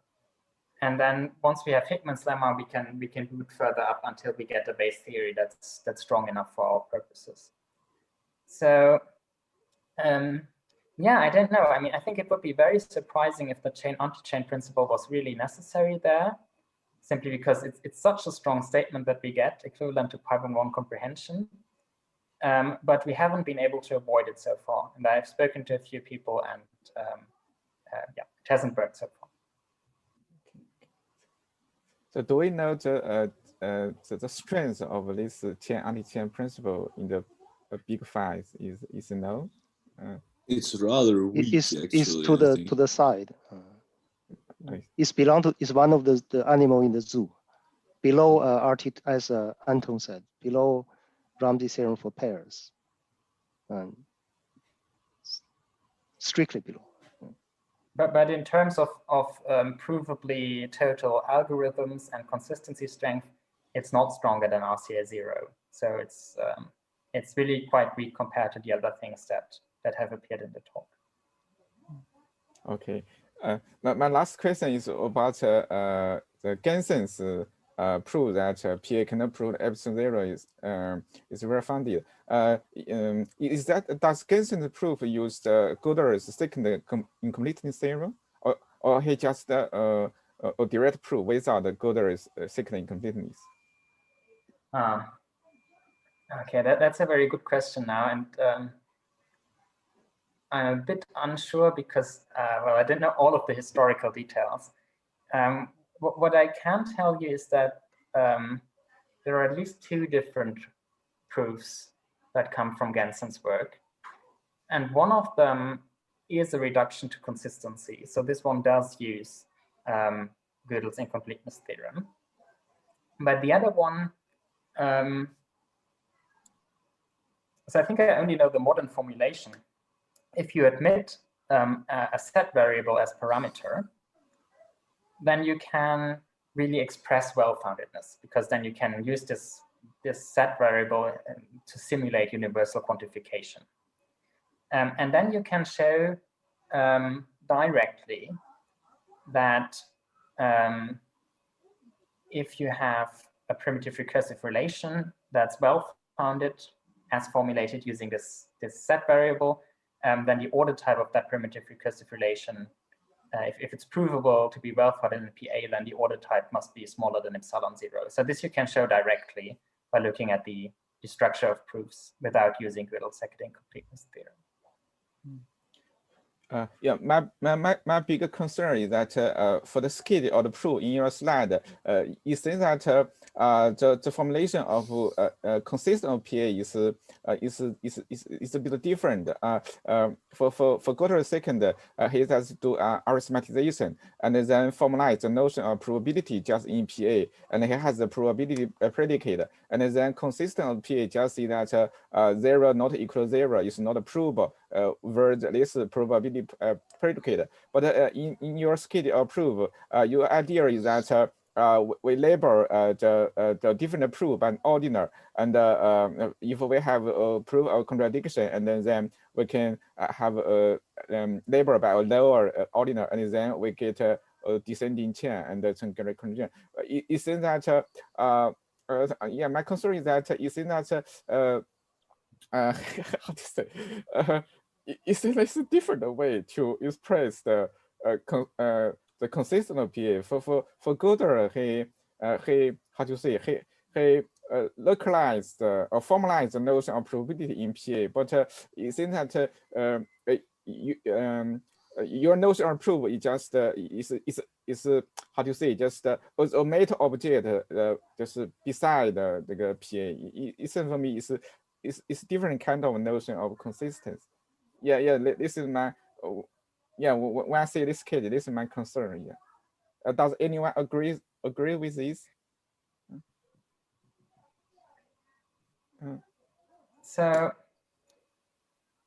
I think what was kind of non-standard in the result that was more the definition of well-foundedness. So the definition of well-foundedness in that result, I said that I want to look at primitive recursive sequences only for reasons of formalization. And the definition of provability and consistency is standard in this result. So I don't think that there is a principal issue here. And what's certainly true is that if you want to work out all the technical details, then that can become a bit complicated, because then you have to translate back and forth between maybe sequent calculus formulations and Hilbert-style formulations. And if you sort of really want to convince yourself that all these things are equivalent provably in a weak Bayes theory, then that might be some work. But I don't think that there is a principal issue there. So I would say it's really the provability and consistency up to some technicalities that may be difficult, but no problems in principle. Okay, I will look more at your slide. Maybe my misunderstanding anyway. Okay. Thank you. Okay. So I have a comment about Gensen's proof, since you were asking. Okay. The way I understand, which I might be wrong about, is that Gensen never really talked about ordinals explicitly. That came afterwards from people reading his proof and understanding it and trying to generalize it. So he had two proofs of the consistency of PA, and both involved some cut elimination argument. And the second, one of the proofs, or both proofs, were by some kind of induction. And one of those was a bit more efficient in that if you look at the induction, you can abstract an ordering of length epsilon 0 from it. But I believe that this was realized afterwards by somebody else. And Gensen was just trying to get a proof of consistency, which of course it didn't appeal to, of course the proof cannot go through in PA. So he didn't explicitly prove that epsilon 0 was not provably well-founded in PA, but that was a consequence. And in the other one of his consistency proofs, it seems that the induction was actually longer than epsilon 0. So he actually proved consistency of PA using a longer will ordering. And I'm not sure if it's known exactly how long it was. Yeah, I don't know, because I haven't studied these historical papers in sufficient historical detail. But maybe just one thing to add. I mean, one of Gödel's papers is called Provability and the Unprovability of Cases of Transfinite Induction. So he was certainly aware that there is a connection with transfinite induction and somehow the ordinals. But how exactly he formulated his result, I don't actually know. Okay, thank you. So Juan, are there any references about this part of history, like Gensen's proof? So at least one of the proofs is in Takeuchi's book. Okay, proof theory, right? Okay. I'm not sure if both are. At least one of them is. Putlak had a PhD student a few years ago who was studying one of the Gensen proofs and trying to determine what the length of the induction order was. And I'm not sure exactly what the results were. But I think she showed that it was longer than epsilon 0. But I don't really know exactly what the result is. There's also a very interesting paper by Buchholz. I think it's called something like Explaining Gensen's Proof something, I'm not sure, where he shows how exactly to connect Gensen's original formulation with the more modern formulations, presentations of his ordinal analysis.